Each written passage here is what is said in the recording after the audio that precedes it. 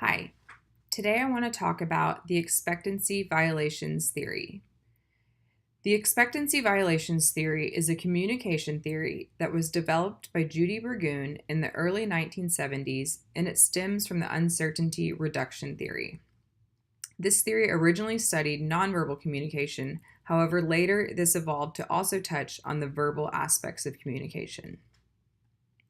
This theory attempts to explain an individual's reaction to the unexpected behaviors, interactions, and encounters we have with the people around them and the various ways these behaviors and encounters violate our expectations. Although this theory can be applied to verbal and nonverbal communication, the behaviors analyzed are more commonly the actual ways a message was delivered and the nonverbal aspects of communication rather than the actual words being communicated. At the core of this theory, there are three concepts behind it. They are expectancy, then violation valence, and lastly, communicator reward valence. The first concept, expectancy, is what is predicted to happen rather than what someone desires to happen. Each encounter we have with someone, we have some sort of expectation set for how it should go, whether we realize that or not. It can almost be a subconscious expectation or an expectation that is built by social norms. Regardless of the encounter, there is an expectation. In terms of this theory, personal space and what is expected can differ depending on context, cultural norms, and the different relationships. For example, hugging is not only accepted, but it's expected in some cultures, while it might be found very off-putting and uncomfortable in others.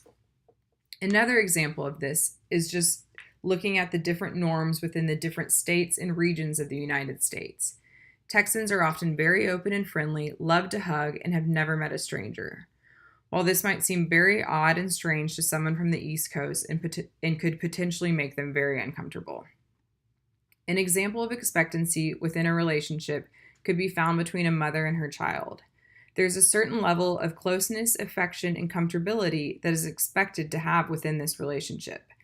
If this same mother did this to another child she did not know, it would be a violation of what is expected and it could be perceived negatively. The second concept is violation valence. Violation valence is the perceived positive or negative value we assign when an expectation is violated. The term violated automatically makes you think of something negative, but sometimes when an expectation is violated, the reaction we have can in fact be positive. An example of that would be, say you're going in for an interview and you were expected to be grilled by the interviewer and to feel uncomfortable and out of place the entire time. But instead, throughout the interview, you realize you're really hitting it off with this person, you're forming a natural bond, and things are going quite well. Your expectancy has in fact been violated, but this time the outcome is positive. On the other hand, say you were going inside to place your order at a fast food restaurant.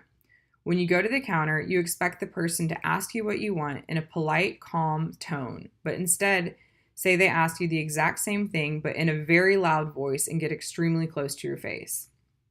You would most likely feel very uncomfortable and that your personal space had been violated. This is an example of expectancy violation with a negative outcome.